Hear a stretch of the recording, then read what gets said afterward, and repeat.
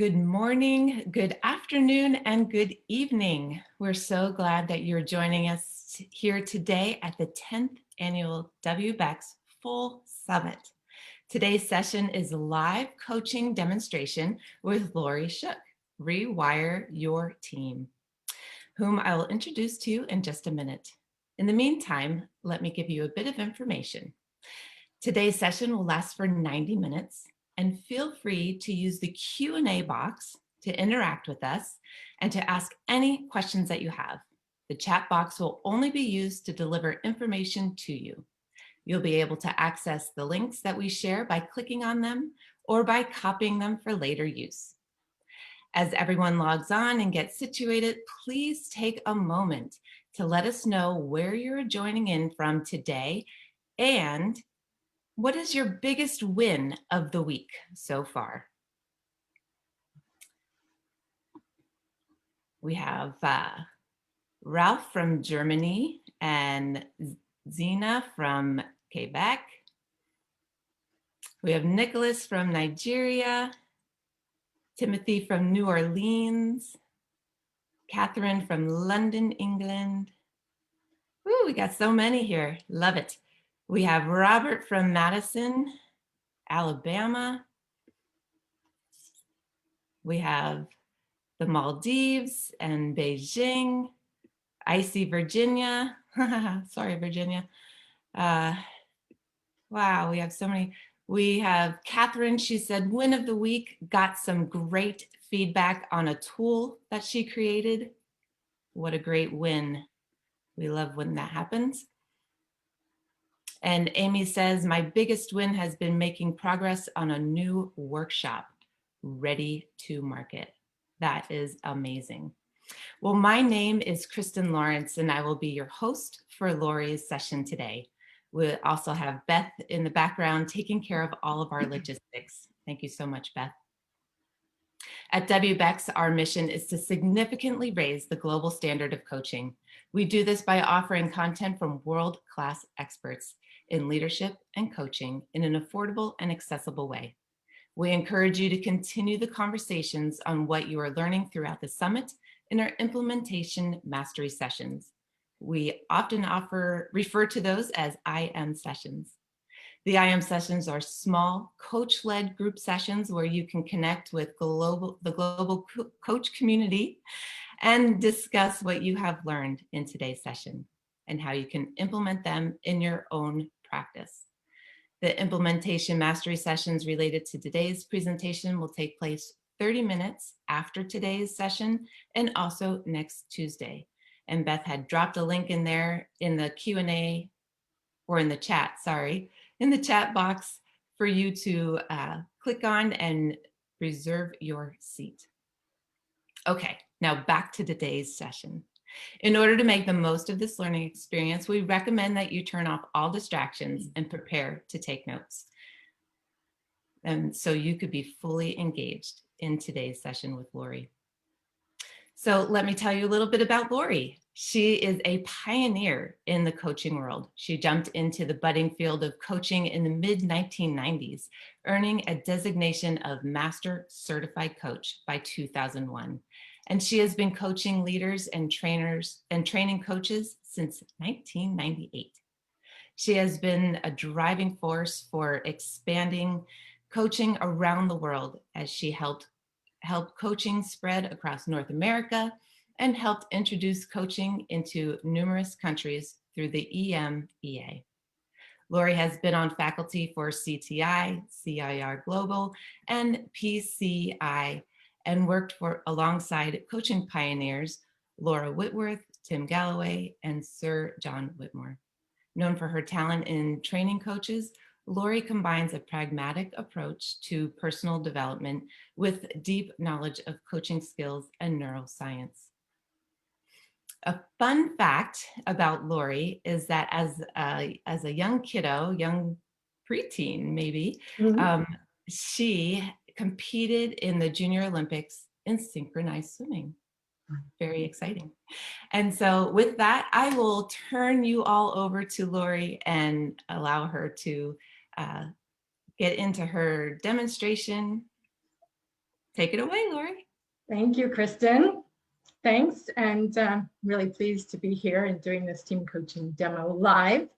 Before we get into the demo, though, I have a short slide presentation for you, just to get us all on the same page and introduce you to a model I'll be using in that team coaching, so you have an idea of what's going on when I'm doing the demonstration.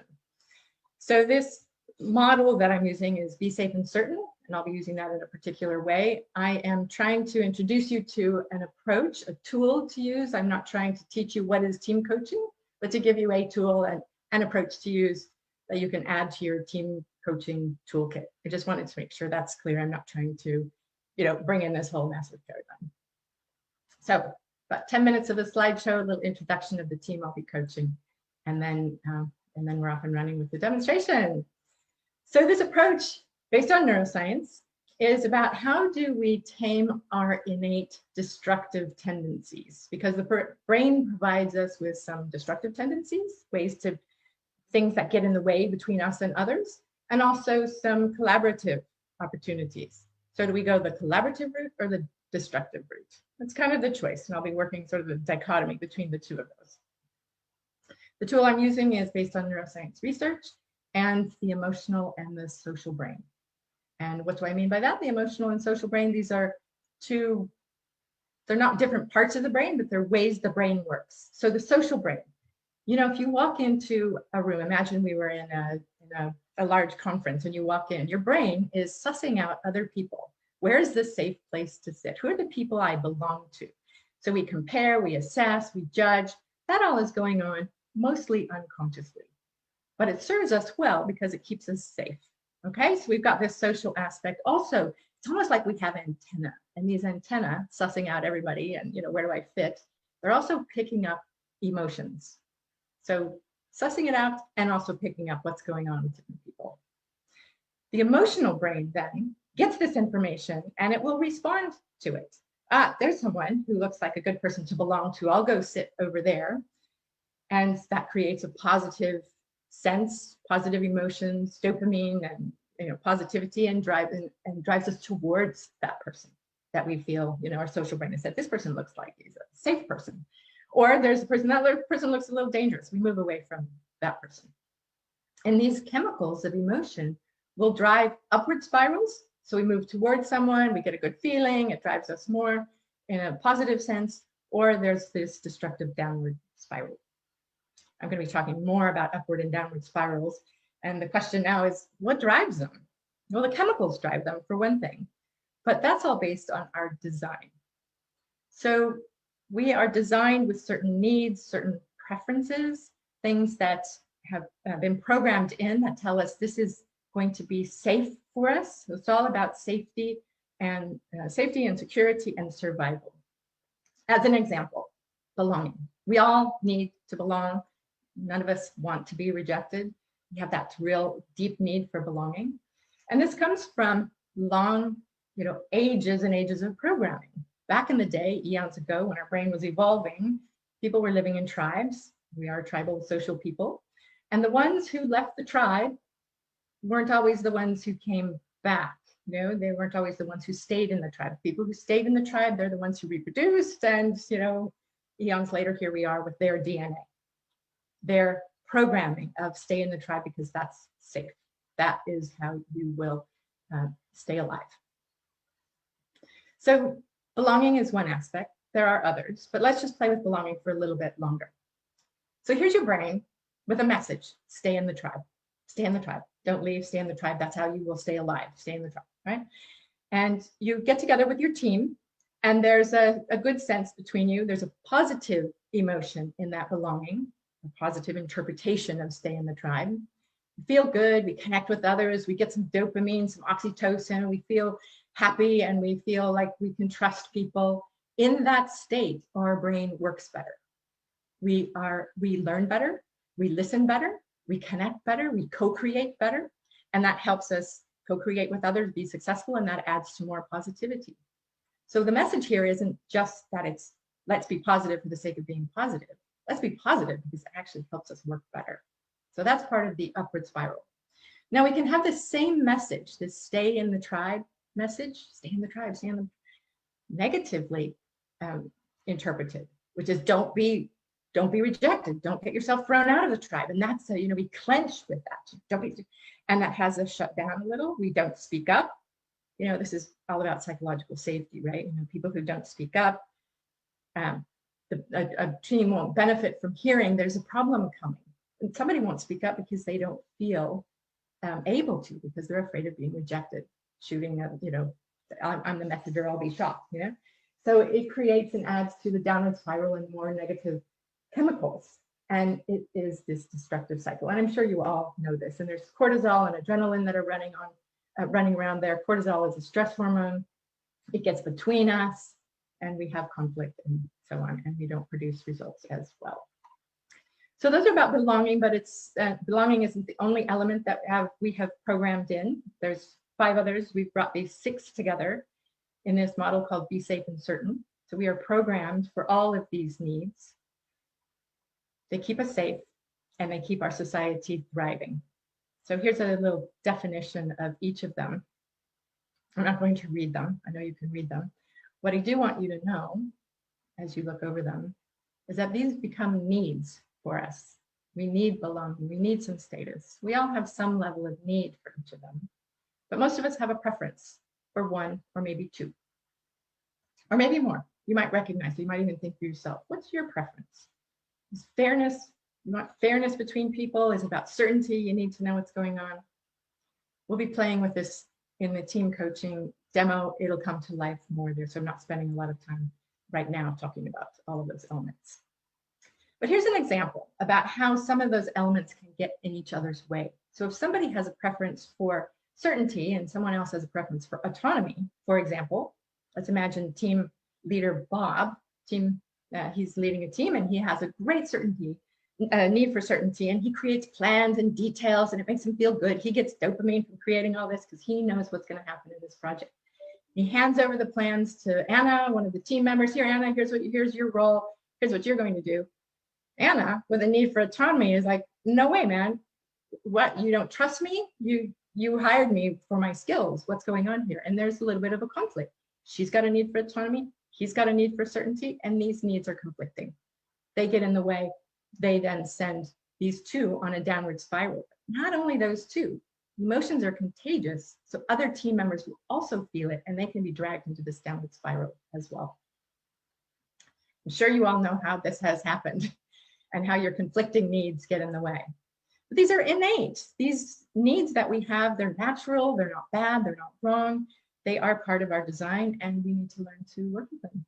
So as another example, we've got Belinda and Dora here. Also, they have different needs, but they learn to communicate about them, communicate about their preferences. Then they can help each other get their needs met. They can understand when the other is triggered a little or having a little bit of a reaction to something. This builds trust, appreciation, and collaboration and success. And that's what we're aiming for in this team coaching, is to get on this spiral of understanding and communication. I want to point out a few things, though, that get in our way and make the downward spiral more likely. Our brain is wired with more aptitude for negativity. So we are more likely, it's 5 times the wiring, meaning there's 5 times more circuitry in our brain dedicated to interpreting something in a negative way or responding in a negative way. That drives the downward spiral. Another thing that drives it is our ability to make up stories. We see something that happens, we make up what it means, we react to that, perhaps getting in the way between other people. All kinds of conflicts happen because of misunderstandings, because the brain has made stuff up. That's just what it does. It's a great service for us sometimes, but often it is very destructive. And of course, emotions are contagious. So what do? Creating understanding about these Be Safe and Certain elements is one thing we can do, and I'll say more about that on this next slide, and you'll see it in action in the coaching. And care about each other. So you share, what are your preferences? How do you care about each other's needs? How do you help people understand those needs and not take reactions personally, but give a little space for them? And then make a design. What do? How do we all get our needs and preferences met? So in the team coaching, I will be using these steps in some order, probably this order, but it's a live team coaching, so we'll see where we go. But this is the plan, is to bring alive these different steps. And by the way, I'll be using Be Safe and Certain, but I'm not going to have a slide up or a screen up. So you might jot those down, the 6 elements, belonging and status, or somebody can put them in the Q&A box. I think I have someone ready for that. So we reveal Be Safe and Certain elements, and the team that I'm coaching has been working with Be Safe and Certain for some weeks. They've done their personal work to understand their own preferences and their own reactions and how those show up. So they'll be sharing those. We'll look at how that gets in between them as team members and the impact, and then how do we make sure that they are staying in an upward spiral. That's where we're going. I want to introduce you now to the team. I'm just going to say a few words and then they'll bring their videos on. We have Team Graydon. Graydon is this amazing organization. They're an international organization. They bring coaching into the classroom. They offer coaching courses and support for teachers, students, and senior leaders. Their goal is to create heart-led schools that support and empower teachers and students alike. I imagine a lot of people here on this webinar will relate to wanting this for our schools, and will want to cheer on Graydon. You can also imagine that in the last year, things have been quite difficult with schools closing in many countries for a long period of time. And so there's a lot of uncertainty right now, and uncertainty can, create a certainty threat and get in people's way. So we're looking at what's next. And I just want to say that the coaching today isn't about the dream of what's next. We're doing the first step, which is about ensuring that the team is on this upward spiral, going in a positive direction, brains open, and feeling good, solid, and aligned together. And for the sake of the next conversation will happen on another day about where they're going in their business. There are 5 people in this team. They'll be introducing themselves in a moment. Here are some agreements that I want to share with you. The team has made. This is a very positive team to begin with. They have lots of good intentions. And when I asked what happens if things get a little difficult, they said, keep going and do the work. And so they're very committed. And we have this one caveat, because we're live. This is a live, real coaching session. Coaching itself in a team is quite vulnerable. It's even more vulnerable when a whole bunch of people are watching. So there is this stop signal by saying, I'm not going there in front of an audience. So I just want everyone to know that's not the team. If they say that I'm not going there in front of an audience, that's not the team members copping out. It's because there really is, it's too vulnerable at that moment. So I hope you will, I don't know if that'll happen, but I hope you will forgive and appreciate where they are in this setting. So let's coach. I'm going to stop sharing my slides, and there's my stop share. And Team Graydon, if you would come on screen, turn on your videos. Thank you. I realize I need to hide my non-video participants. Let me just do that. Hide your non-video participants to make sure you don't have the others on screen. Yeah. Hey. Hi. Welcome. Hi. How are you guys doing? Great. Good. Thanks for being here. Quinn, I noticed you did this. I wanted to share with our audience. This is a signal that the team has to say that they agree or to say yes. Is that how you would describe it? Yeah. Yeah. Nice, Kate. Great. So first things first, would you please introduce yourself, the role you have in Graydon, and where you are currently located, so everyone knows, gets a sense of that. My name is Mackenzie Sari. I am one of the co-founders of Graydon, and I am located in the United Kingdom. Thanks, Mackenzie. My name is Priya Curtis. I'm the finance manager at Graydon, and I am based in the UAE. Great, thanks, Priya. My name's Kate. I'm the creative strategist at Graydon, and I'm in London. Great, thank you, Kate. I'm Quinn. I didn't know. I was like, do I wait? Do I not? I'm Quinn. I'm one of the co-founders of Graydon, and I'm in Toronto, Canada. Thanks, Quinn. I'm Amy. I'm the administrative coordinator at Graydon, and I'm in Watford, UK. Great, thank you. Clearly an international team covering many time zones. Mm-hmm. So where we're going, you guys know where we're going. It's, you've prepared for this. We're going to be working with Be Safe and Certain. You're going to be sharing those in just a second. and then we'll be working with how, what happens when we go up the spiral, down the spiral, and how do we want to ensure that we're heading up the spiral? And that is in preparation to look at this big challenge that you're facing. What do we do now? How do we create heart-led schools when we're not sure about that? So is everyone okay that I use this tool with you in this way? Mhm. Great, thanks. I love that symbol, signaling. So let's start with whoever would like to start.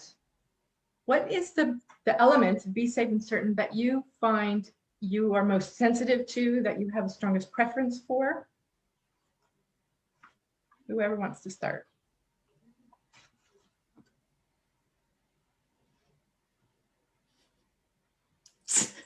Someone other than me, go. And someone other than me.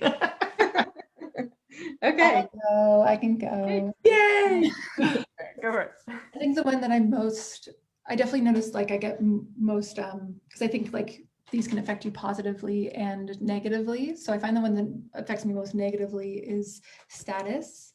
And it was interesting because on the slide that you showed, you define status by like relevance to the group, Yeah.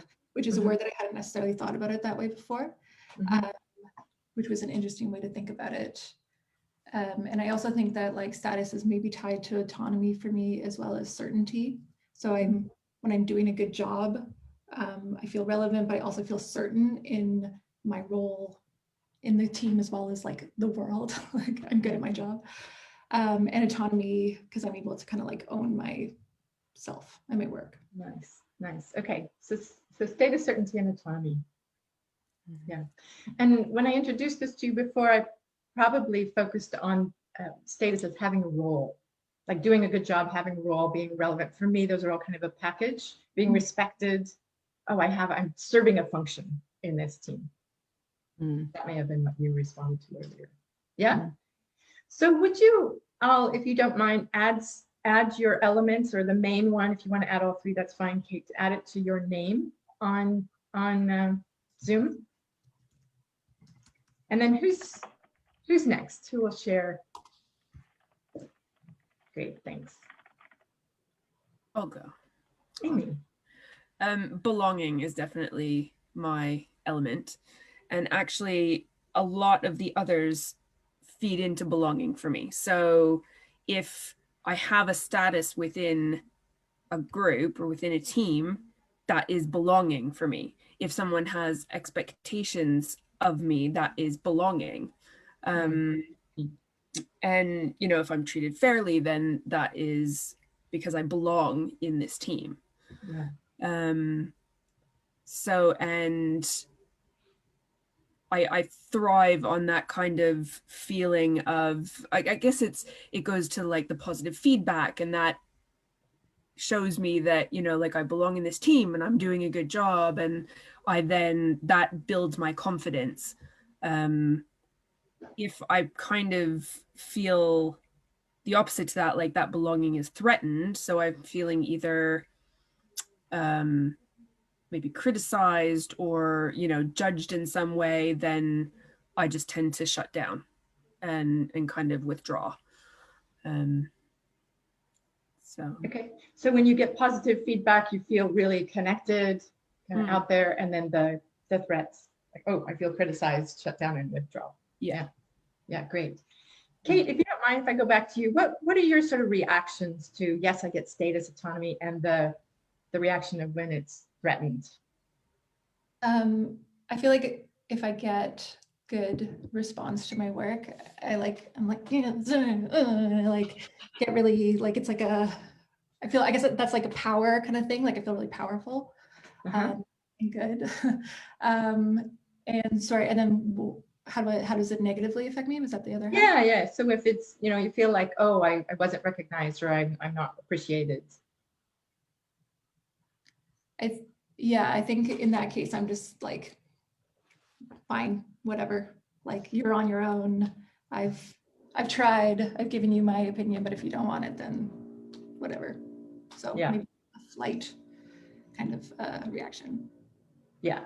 On this negative side, it's fight, flight, freeze. So that's that flight. Yeah. Fine, whatever. Yeah. I agree. Great. Thank you for your honesty about that, revealing how that goes. Who's next? So we're just revealing the elements, and let's go for both. How does it show up in a positive sense, and what's it look like if it's threatens?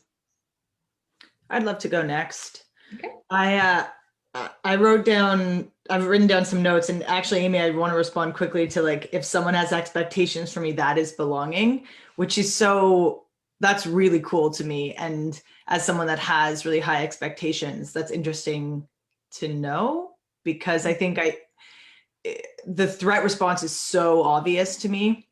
And that when someone doesn't meet my expectations, I'm like a big pile of frustrated, angry mess. Like, you said you were going to do it. And that it's like, there's pretty much like no way to let me down other than saying you did something and then don't, which I kind of attribute to like lying. Like, that's what it feels like to me. Even though the person probably 9 times out of 10 isn't actually lying. It's just a misunderstanding, or things didn't go how they thought. But I fight.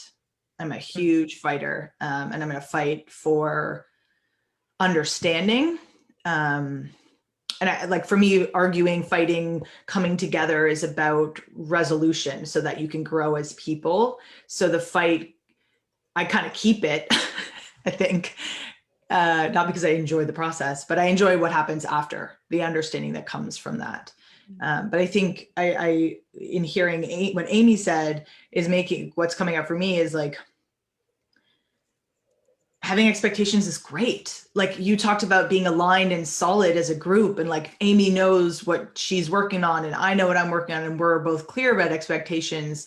That's such a great thing. And so I think the positive side is when expectations are met, or we're both clear about expectations, and we're all clear, we're content, we're solid, we're ready for whatever's to come next.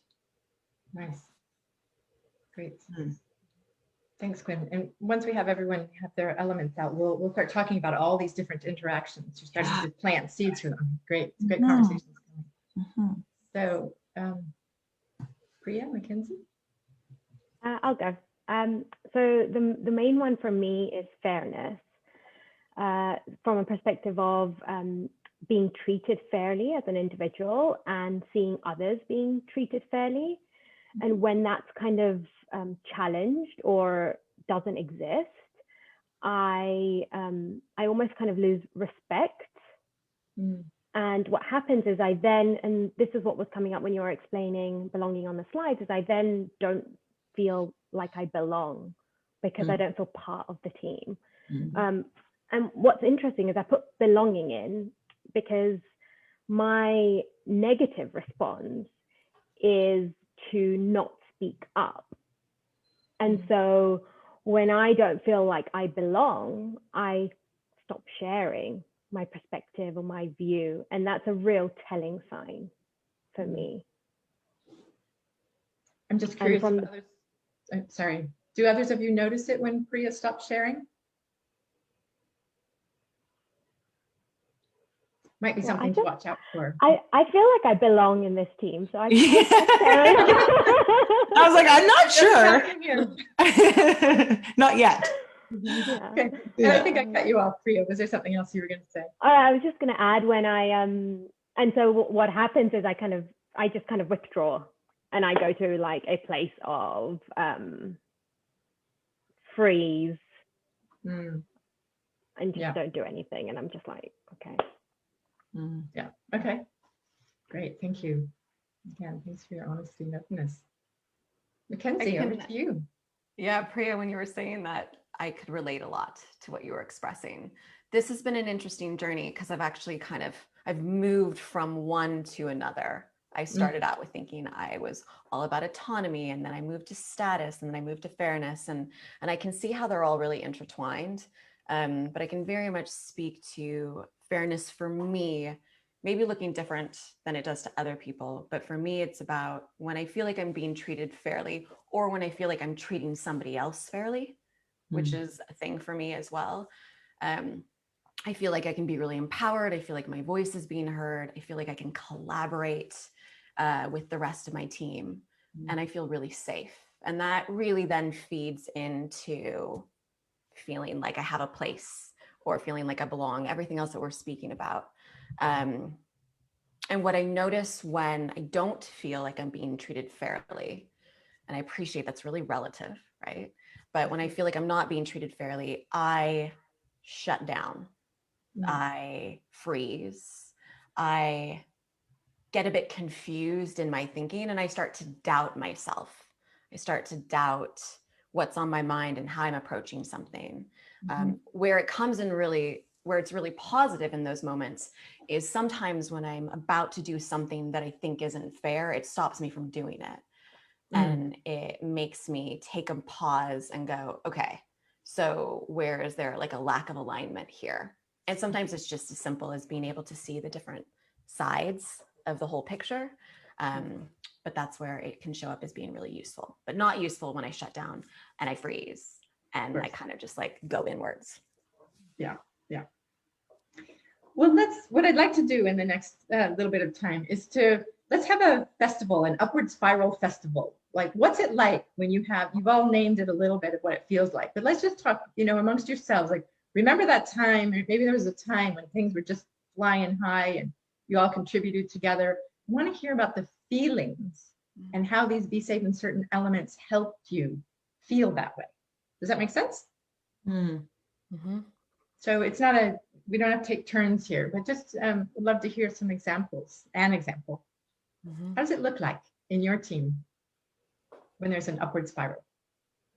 What comes to mind for me was like our trajectory when the pandemic hit, like as in like, we were like, okay, we have to get everything online. We have to do this. Like we had no choice in a way. So then we were like full steam ahead. And over the summer, we ran a ton of courses. And I feel like we all knew our roles in that time, which I think even Priya is kind of when you started coming on board with us. Was it around then, like even more, I think? Like May, June time. Exactly. So it's like we made that, you were a part of that time of like, okay, we need this. Yeah. And at that time there was, I think, despite like the uncertainty in the world, there was certainty in our team because we were like, we need to get our courses online. We know that. And like, so we were really able to mobilize around that. So I think that helped us. Really, I feel like we're really great when we're collaborating with each other, when we're building things together, when we have that clarity of purpose. And so for me, that fits in with fairness, but it also fits in with belonging. It kind of fits in with actually all of those in some way. Yeah, I think that idea, the guy's name that I can never check in my Mihai, check me in, keep Mihai. Flow, like I feel like as a team, we can like all of us hit a state of flow. Yeah, that's an amazing feeling, isn't it? When we're collectively together in that state of flow. Yeah, I think there's something extraordinary about that. That's our social and emotional brains really working together. Sorry, Mackenzie. No, I was just going to say we all kind of bring distinctly different things to the table as well. So when all of those pieces fit together, it's kind of like the perfect puzzle because we kind of cover off every area. Yeah. Nice. And I felt really proud of us at that time. Like specifically when we're talking about that time, I felt so proud of what we created together and like the roles that we played in that journey. It was wonderful. It really was. Nice. Is that co-creative space, high productivity, high performing team. Nice. Yeah, like happy to work in the evening type of thing. Like I was like, okay, I'm gonna put my son to sleep and I'm gonna go in here and I'm gonna like keep doing this and just feeling like I was coming back from maternity leave. So for me, it was like a really great time to kind of hit the ground running because we had purpose. I think that for me is that piece. And I think with purpose, when I think about expectations, it's easier to have expectations be met when you all have the same purpose. Yes. Because purpose actually serves as an expectation that we hold together. Yeah. We can dream up, we can have hope. This is where we're going. Yeah. We get sense of belonging. Awesome. Okay. Good. So I'm almost like dreading turning the corners. What's it going to be like? So don't need to think of a specific time unless you want to or need to, but just want to look at what would it be like if there were a lot of threats that were getting between you, like even the uncertainty of the world and where you're going could come in, stress you out, and if you let it, and that could create a little grouchiness or something, a little withdrawal, all that kind of thing. It's possible, so what would that look like? The worst case, given what you said earlier about your preferences and the different. So Quinn, you were talking about fighting, and there was Amy was withdraw, and Priya, you said freeze, and Mackenzie, you also said shut down, and Kate, you were like, yeah, fine, whatever. It's sort of a lead. Fight, flight, and freeze is all present here in your team. Yeah, in different people. Draw the worst case scenario. What could go wrong if you guys get really stressed? Yeah. I know we're painting an ugly picture, but it's for the sake of, we're not going to go there. We're painting it so that we don't go there. Yeah.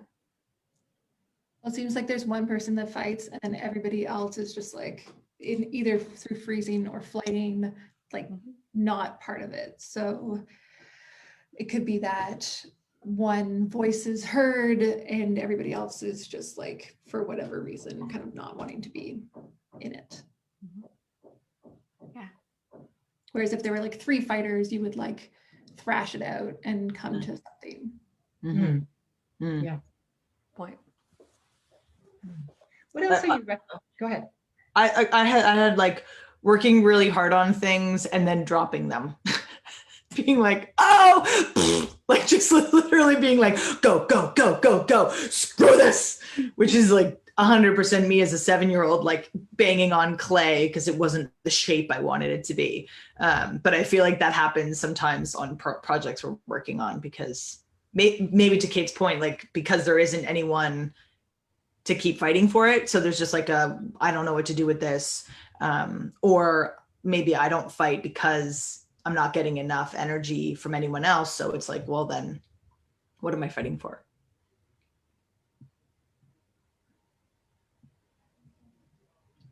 What else happens or could happen?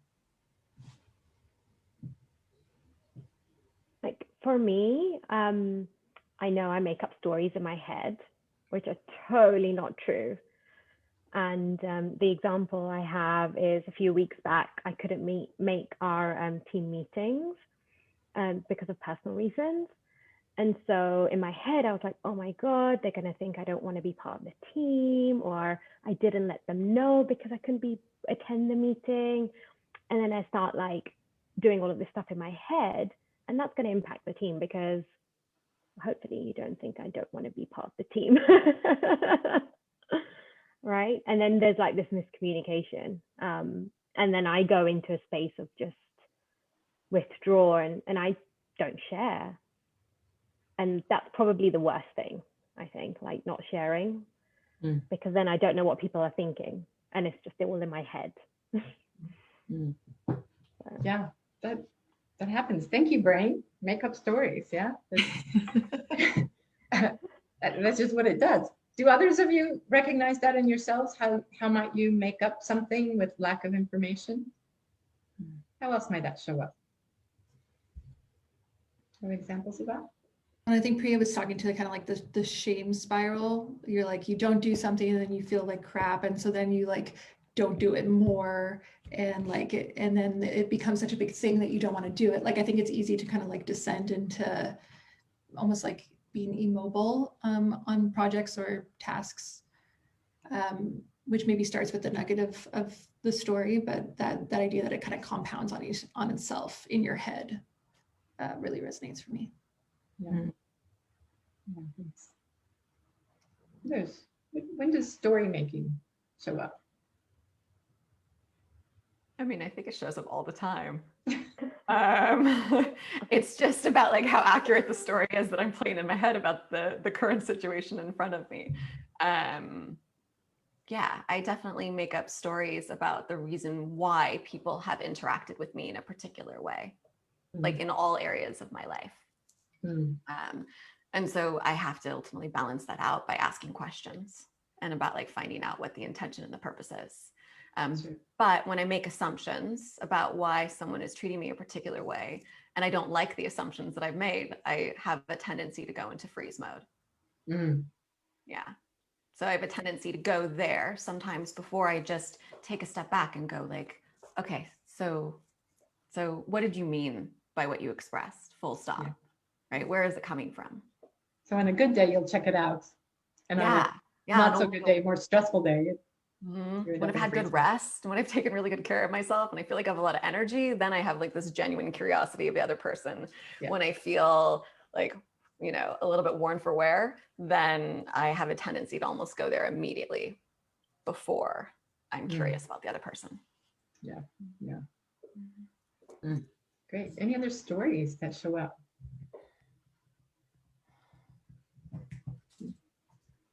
When you're learning about each other, are you recognizing or learning for the first time, like, oh, I didn't know that? Any new awareness that you have about each other and how you operate? Maybe not so much learning, but Mackenzie, when you say you check in and you ask the question, I've noticed it with you. I want to do more of it for me, but also like it's great. It's a great tool and like great courage, I feel, to kind of get from a space of withdrawal to I'm just going to kind of dip my toes in, is how it sounds like to me, or what I would want to do, I think. Thank you. I'd like to learn how to do it faster. I'd like to learn how to get there quicker. Yeah. Thank you.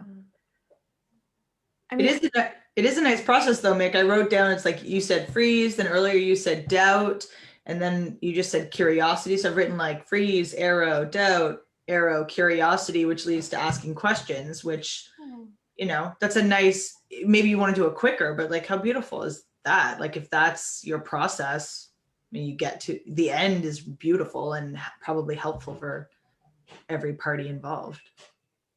thank you. I want to see that diagram later. Well, I will show you. Okay. It's beautiful. Lori, to answer your question, also, I think that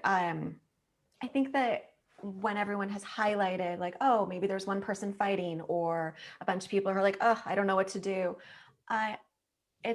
I've seen little moments of that in our journey over the years in this team, or you know, just as Graydon. And so it's actually nice to see that there is a reason for that happening, and that there's actually like an algorithm, an equation that creates that output. Yeah. So for me, that's just really helpful to notice that, because now I understand what the ingredients are that make up a moment in time like that, when we're just like, oh, you know, forget it. We're not going to do that. We're moving on, or whatever it is. Yeah. Great. Awareness is great. And if I think back to that time that we were talking about of like post-COVID, that when we were all in the flow, when we were doing a great job,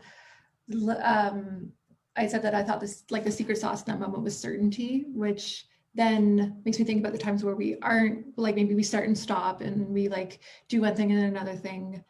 Like maybe what's lacking there is certainty. And so instead of like just diving into something, it's like taking a step back and like, what is our purpose, and like aligning around those bigger ideas before kind of like executing them. Great. That might be something to keep track of. Let's take a step back and align on purpose. Where are we going? Create some certainty. The certainty works for this group. Like that. Yeah. What else are you aware of now about each other, or about how you operate together? Some good days were bad. I think I've realized that because belonging is my element.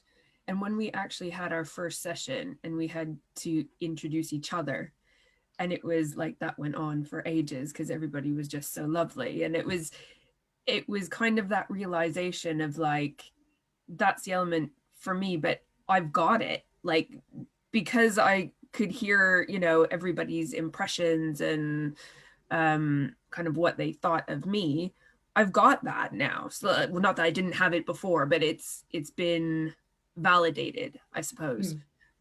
So I find that's kind of given me a greater deal of confidence. And even when it's something that I've maybe not done right, I don't hesitate to own it. You know, like I'm quite happy to say I screwed up. Like I, forgot to do this, forgot to do that. There was an instance like last week. So, but I could say, oh, actually that was my fault. And I'm not worried particularly that it's threatening my sense of belonging, within the group.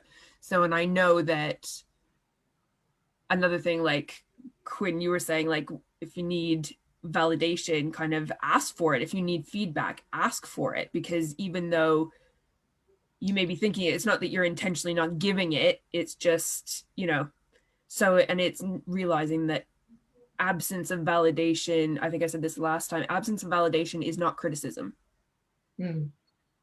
That was a really big one for me. Yeah.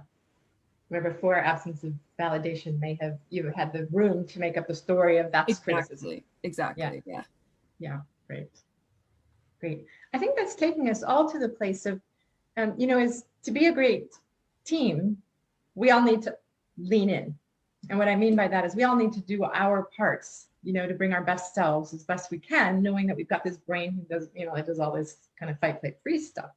But that's a great example, Amy, is like, wow, I might need to ask for something, or I might need to even work with myself and say, you know what, absence of validation doesn't mean criticism. So there's like this self version. That's where I want to go first, is look at, so when you're feeling, now that you know about it, these threat responses, when you're feeling in one of those threat responses, whether it's a fight, a flight, or a freeze, what could you do personally to get yourself out of that?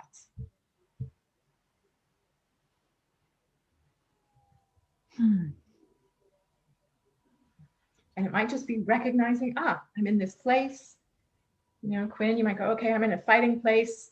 How do I have a fight partner? Or do you need that? Or you might just go, okay, I'm trying to fight and maybe I need to stop. What would you do? Anybody have any thoughts on that? I kind of like my flight response, because what it does is it forces me to take a beat and not like respond angrily. So if someone does something that upsets me, I'm like, whatever. And then maybe the next, I probably like write 100 emails at night lying in bed by myself. And then the next day I'll like do something more composed. And so like, I almost don't want to change that, because I think it allows me to be more metered in my responses. Great. Gives you the time to be more metered in your responses. Okay, great. I suspect you'll be more aware of it in the future, though. Yeah. I'm just going through this little phase here. But yeah. Others, do you have any ideas of what you'll do for yourself?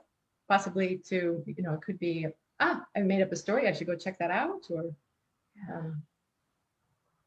go get a good night's for sleep. Me, well, for me, the first thing, I get quite anxious as well when I make up all these stories. So I always try and take a moment to breathe and kind of put my feet on the ground to feel grounded, because I can just kind of go up somewhere else. And the word that's coming to mind is like a reality check, just kind of checking in and just messaging the person or the people, or checking out the situation. Is it really what I'm saying to myself, or is it something different? I think that, and reminding myself that that's the process, because I think that would make me feel a lot better for sure. Great. Everybody willing to have Priya contact you and go, was that? Any hour of the day. Yes. Of course. Good. This is part of that understanding. Oh yeah, okay. We just need to check these things out. Yeah. What else? Other personal things that you'll do to either recognize that you're in a reaction, or talk yourself down, or. I think there's a question I need to ask, which is when I'm fighting for something, like, what am I fighting for? If I could get really clear on what that is, then I can decide, is it worth fighting for? Is this the time to fight for that? I think similar to Kate, it's like I I see so much benefit in fighting for what you want. I feel like all the changes in our history have come from people quite literally fighting for things and demanding that things be true and having like pushing for things. And so I want to be able to do that, but in a way that's more gentle or more honest about what it is that I'm trying to achieve. And I think that question helps me do that. Great. What am I fighting for? Mm-hmm. Mm-hmm. So all of you write down for yourself, what will you do? These things that you've said, and if you haven't spoken, that's okay. What are you going to do for yourself? Because we all have a responsibility to bring our best selves to a team if we want the team to be its best self, yeah? But there's also these interactions. So let's look there. You know, if you withdraw, or you see somebody withdraw, and the interactions between you, what are the agreements you now want to make sure you don't get caught in a downward spiral? So Amy, you were saying earlier, you had said, I'm going to ask for feedback when you don't get it. Yeah, that's one of these kind of things. So I'll ask for feedback. That helps me feel stable and connected and belonging. And then in that space, I can accept a little mistake or something that I've done. Yeah. So other things like that. What will you do between you that will help you get your needs met and stay on an upward spiral rather than a downward spiral? Well, I think Amy's sense of belonging was pretty low-hanging fruit for us as a team, because we were like, Amy needs belonging. Everybody's going to check in with Amy once a week, and now there's a bunch of meetings in the calendar, and Amy Love it. I love it. Great. Covered that one. Yeah. And we love it too. Like that's the thing that's so nice about it is like it's like seemingly serving a person to begin with, but then actually like it serves everyone, which I think is what is cool about that is like we are so connected and intertwined that if one person is up, then we're gonna go up with them. Nice. Right. Okay. So meeting regularly, getting a feeling of belonging. And somebody said, Amy, I think it was you who talked about taking a step back and getting that certainty. Maybe that was Kate. I'm sorry, I don't remember what you said. Yeah. Getting that certainty. Is there something there you would want to have agreements about? Make sure if you're doing this, Kate, you described as doing a little of this and coming back and a little of that and that kind of thing, to avoid that, which can make our heads spin. How do we take a step back and get certainty? Is there something there that you want to do together? If you notice your wheels spinning a little.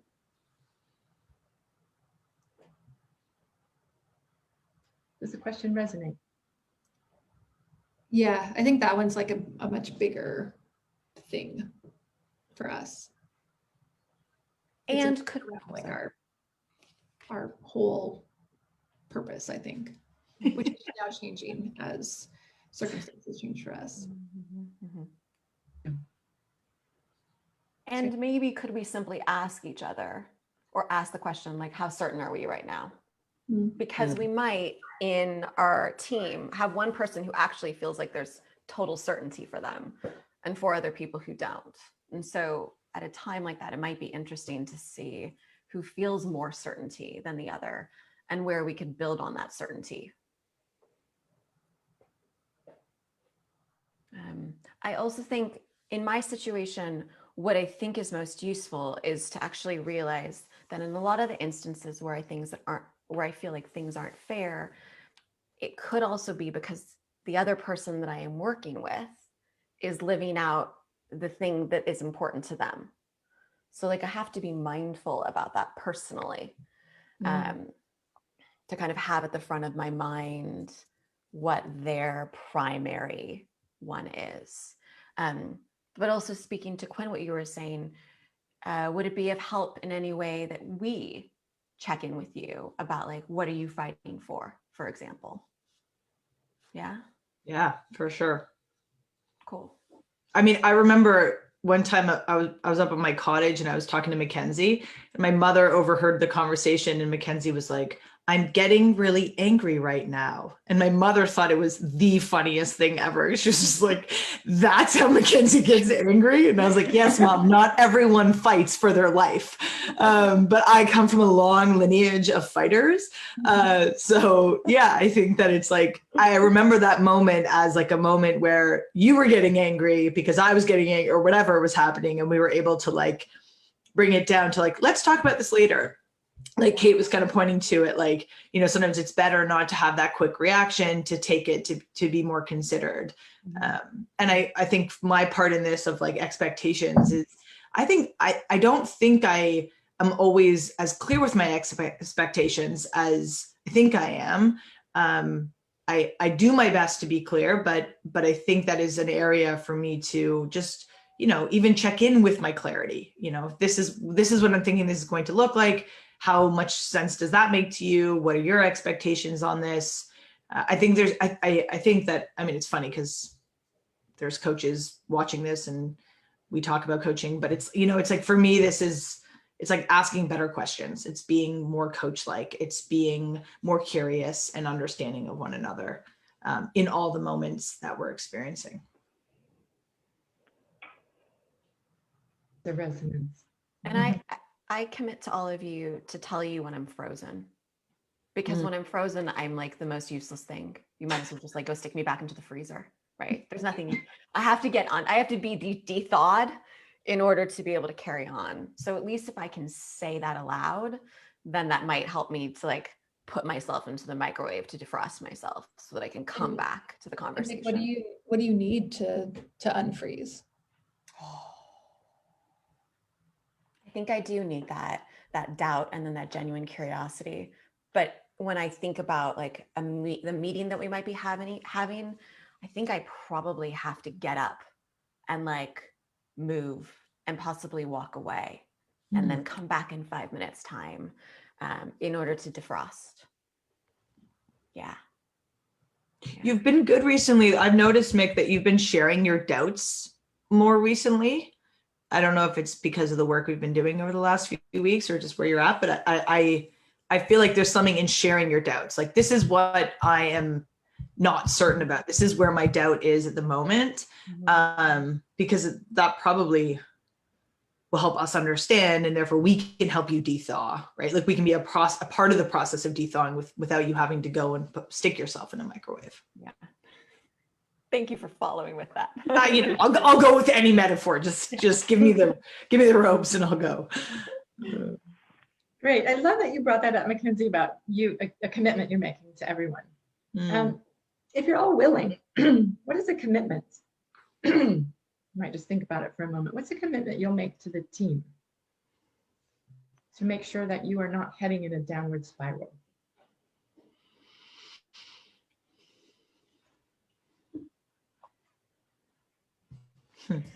I feel like Oh, sorry. Go. Nope, you.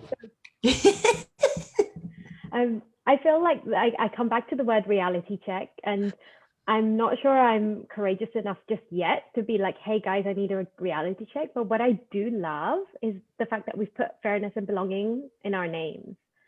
And so I might just turn up to our meeting on Zoom and have like reality check written next to my name. And then that's kind of like an indication. Like, that's my commitment. Great. Great. And do you want other people to ask you about it? Yes, please. Otherwise, it's just, yeah. Okay. So when you see Priya write reality check on her name on Zoom, will you all ask about it, or somebody ask about it? It is great. These are beautiful agreements between you. What else? Kate, you were about to say, I think.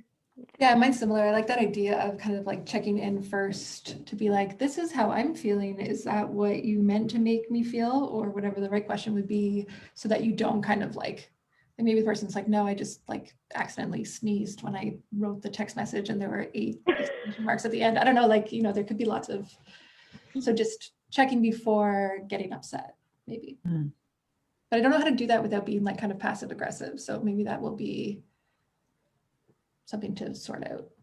Okay, so you work on checking in. Great.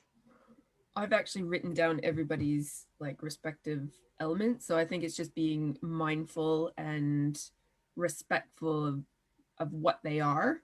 Mhm. and kind of, we've talked before about like meeting people where they're at. And so Yeah. it's being an awareness of how I'm being and how that might affect someone else's element. Great. Great. Thanks. Gwen, how about you? What's your commitment? Well, I wrote it down because I like writing. I commit to having high expectations, high hopes, and a clear vision, and to share them in a way that helps us feel aligned.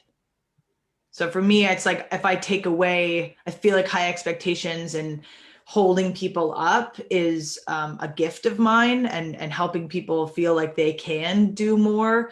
But when that feels like pressure or weight, that's not my intention. So therefore, it's like, how do I have those expectations to create alignment versus a lack of alignment or a lack of understanding? Great. Super. Yeah. So you each have commitments. These will all help you stay on an upward spiral rather than fall into a downward spiral. And I know we'll all keep working together on that. I'll keep working with you on that as well, just checking in with you about it. I also have a big note about purpose. And I know that's where we're going next in our coaching, is to look at what's purpose, where you're going. And that feels like that'll create a lot more certainty for you. So that's coming next. Yeah, not right now, but in our next stage. And I look forward to that.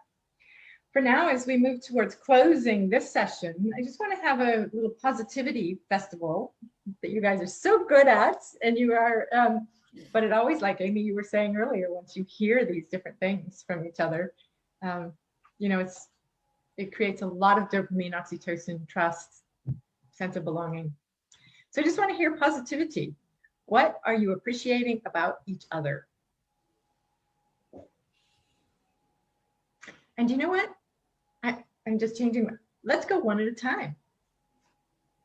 Who wants to start? You'll be on the hot seats and everyone else will give an appreciation for you. And these will be short, but they're beautiful appreciations. Oh, so Who will we're be hot seat first? last time we did this, it was like 45 minutes. So. We'll go for the Already short crying, so I don't know. We're screwed. Bottom lines, bottom lines. Yeah, it's a little popcorn version. Okay. Who will be in the hot seat first? Amy, you I willing? started with Amy. Ooh, Me. Okay, Amy's it. Let's just do it. Right. These are short popcorns. What do you appreciate about Amy? Brief statements. Amy is, you just use adjectives. caring, deeply caring. Growing every day in her role with confidence and capability. Amy is super, super organized. Great. Now I'm going to ask you, I know both of you answered my question. Say it to her. Amy, you are. Right. Yeah, Amy, you are super, super organized. Amy, you are the glue that keeps everything ingrained together. Amy, you are deeply, deeply caring. Thank you. I had to do deeply, deeply because Priya did super, super. Deeply, deeply, and super, I'll be super. fair, you know. Yeah. Who's next on the Exactly. hot seat? Who's next on the hot seat? It was great. You guys were great at bottom lining. And it all landed, didn't it, Amy? Yeah. Good. Who's next? Why don't you Kate? just choose, Lori? Kate? Yeah, Kate, you willing? Sure. Kate's next. Mm. Kate, you are. Kate, you are masterful.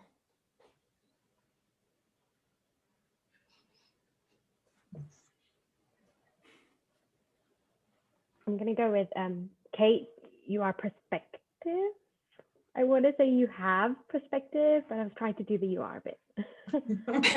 Yes, you have perspective, Various offer perspective. Yeah, it's all good. Offer perspective, yeah. Yeah.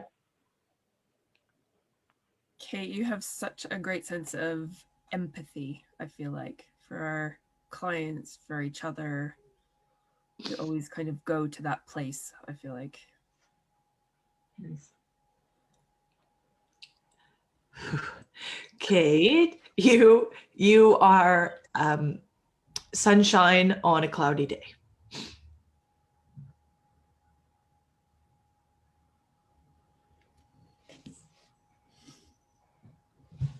And Mackenzie, did we hear from you? I'm now losing. Yeah, we did. I just wanted to say, let's all cry because I'm going to cry. Let's make it a goal. Good. Okay, so we have a few minutes to wrap up. So Priya, you're next on the hot seat. I want to say that Priya is a very committed, and there's You say another you word, are? like determined. Priya, you are a very committed and determined mother.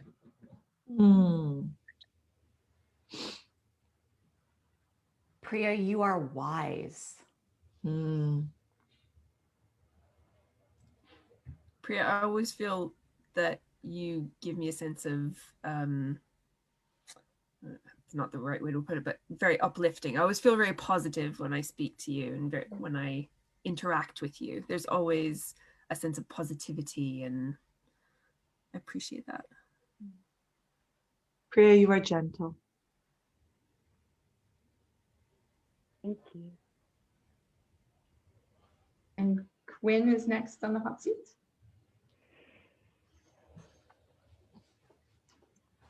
That's tears. That will come. So Quinn, you are?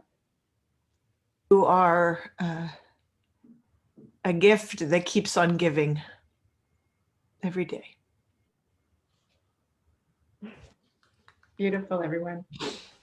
So please do remember these positivity exercises. They just, drive that spiral up and keep everybody in an upward moving, and they do good things for our brains.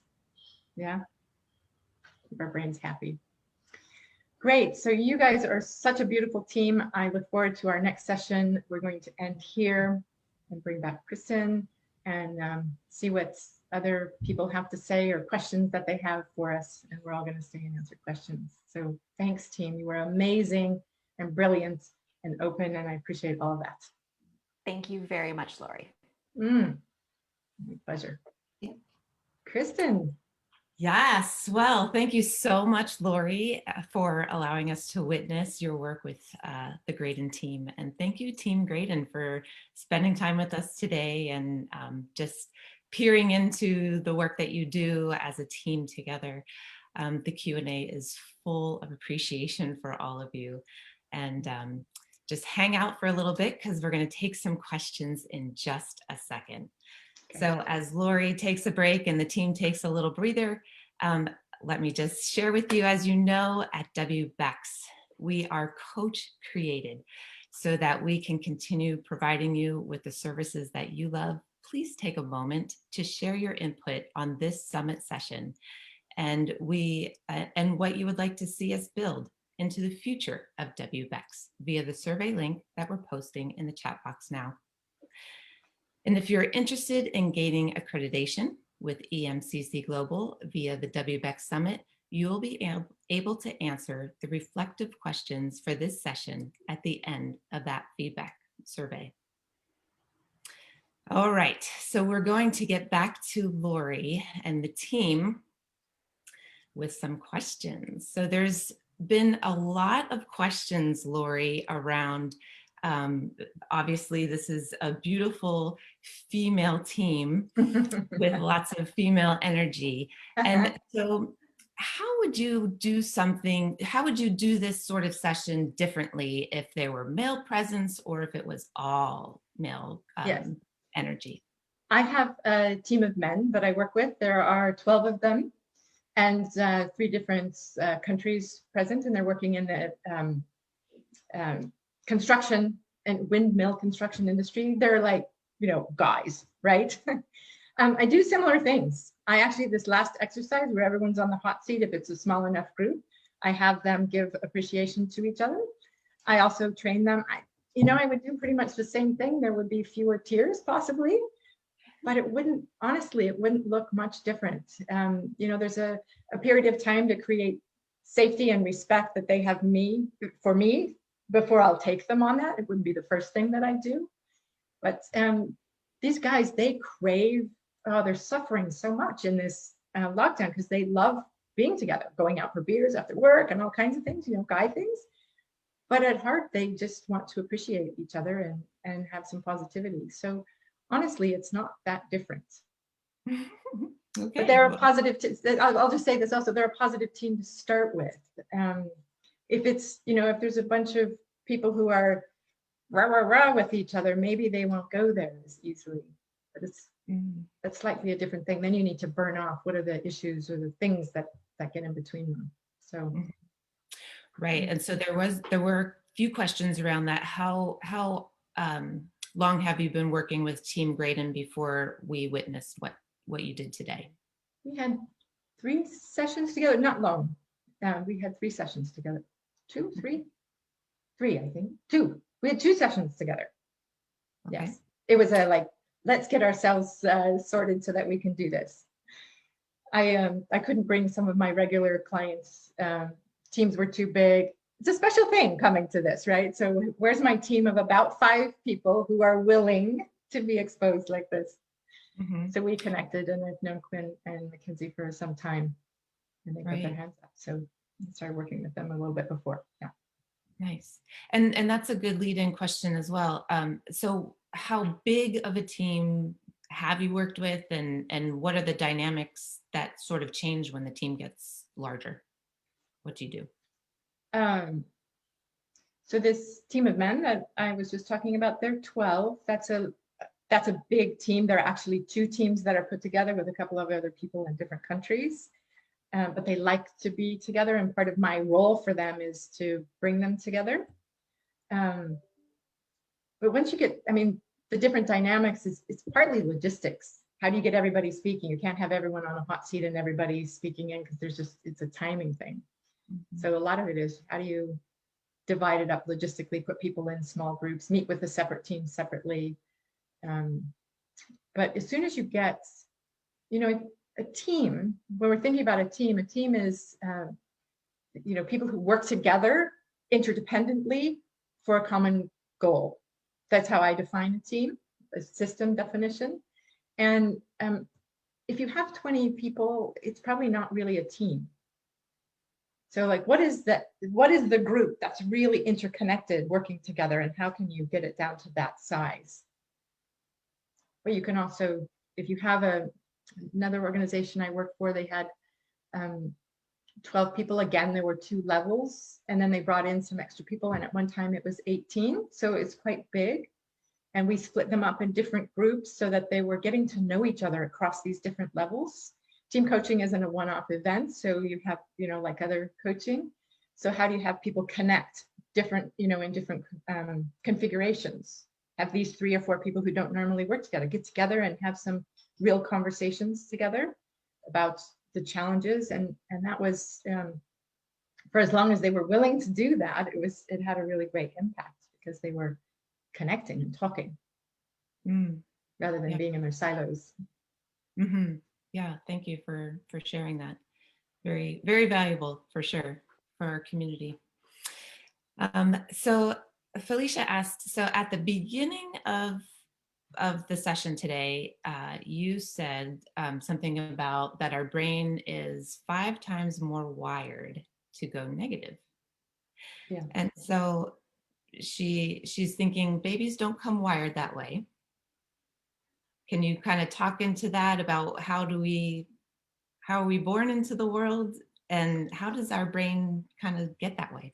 So I'll just go back to our ancestors. If you were out picking berries and looking for, you know, survival is about eating and getting what we need and finding shelter and like that. And the other part of survival is making sure you are not attacked by other animals or people, right?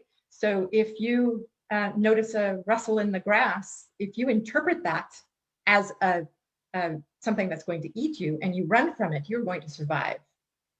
And so there's more dedication to, there's something that's going to get me, I need to do something about it, That Mhm. fear response keeps us alive, and that is ingrained, right? So everything else, digestion and all kinds of other things, are deprioritized when there are threats around, and that is just how it's been wired in. Babies do cry when they're left alone and they don't have belonging, and when they're, you know, so I'm not sure how to answer exactly about babies. It's in there, and there will be fear responses. Does that make sense as an answer? It does. It does. So what I'm hearing from you is that babies do have that sense of belonging, like you were just saying, and a reaction to not feeling belonging, then they cry. And is Yeah, that they a cry. negative response, or is that just a please help me to belong It's response? when I say negative, you know, I probably sometimes I wonder if I should use the word negative. I'm talking about a fear response, a response of, hey, something's wrong, fight, flight, freeze might happen. And Yeah. I would think crying is one of those things. Something is wrong, help me. I'm trying to get someone's attention to fix this problem right now. Yeah. Yeah. So it seems, so that's a difference there. As a baby, they're not concerned about or thinking rationally of, if I say something, I'll get rejected. Right. But That- adults, we add that part of the narrative into our story of, if I speak up for any of these pieces, what's important to us, then I might get rejected and That's right. might not Here's, get. yeah, and here's an example for children. It happens quite young. I've heard from many, I'm not a parent myself, but I've heard from many parents that children are quite young when they start going, it's not fair. My brother stole my toy, mommy, it's not fair. You know, that reaction is what I'm talking about. That's wired in. And that's a threat reaction. And I've had parents go, who taught this child that language? We don't say that, you know, but it's quite there. They're wired for fairness. And when they're, you know, not, there isn't equality, or somebody's taken something they think is theirs, they'll let you know. But that's Yeah. toddlers as opposed to babies. Sure. Yeah. Awesome. So can you talk a little bit about the distinction between group counseling and group coaching? Sure. So what I was, and I want to invite Graydon into this too. What I was trying to do is, there's a team here, and sure, there's some individual aspects to that, but it's about the weave. The team coaching is about the weave. How do you respond together? In a group coaching, for me, that's a group of individuals coming together, and you're not talking about, well, how are you interacting? Mhm. Graydon, do you have any, 5 of you have anything in your experience of being coached in a team as opposed to receiving individual coaching? I actually would have brought something up if this was counseling that I didn't bring up because it wasn't counseling. So like, I have outrageously bad PMDD. I had prenatal depression, postpartum depression, like lots of psychological problems with regards to being depressed around, I get it when I'm getting my period every month, like all of that kind of stuff. And I had a moment where I was like, is that relevant to this conversation? And I was like, no, it's not, because that's first of all, like, that it didn't, I mean, it probably is relevant to a degree, but I would say it didn't feel like that's what we were doing here today. And I could have brought it up, but Lori's not a counselor. Like, I don't see Lori as this person that's doing therapy with us. She's looking at our team dynamics and helping us rise up. And that feels a little bit different than all the help I received when I was in that state. And yeah, so that's what shows up for me in that question. Similarly, I probably would have told you lots of stories. If we were in a counseling session, I would have told you lots of stories about all the different things that have happened and all the different ways that I've responded. But the reality is, I already know all of that.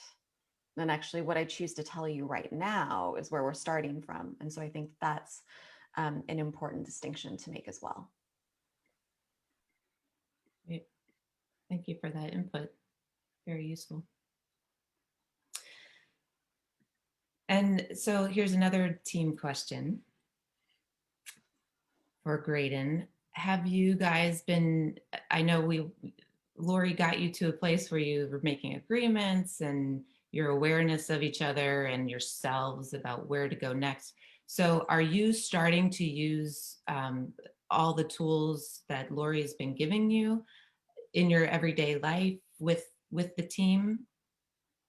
Is that starting to get ingrained with you? Anybody else want to speak? Because I want to share. Okay, so here's an example. One thing that we have spoken about is, the possibility of coming together once the coaching team sessions are done with Lori, and to discuss actually how we can lean on fairness or belonging or expectations in order to really help Graydon to grow even more, and where our need for fairness, belonging, and expectations actually can sometimes get in the way of where Graydon needs to be headed. So we're really curious, or I'll speak for myself, I'm really curious about how what we prioritize or what's most important to us actually helps to support our company, and also where it can get in the way of us being able to work well together, as well as our organization thriving. So that's one way that we're already considering moving forward with these ideas. Mm-hmm. And is there one of you that is on the hot seat to be the driver of that, or are you all equally responsible? That's a very good team coaching question, Kristen.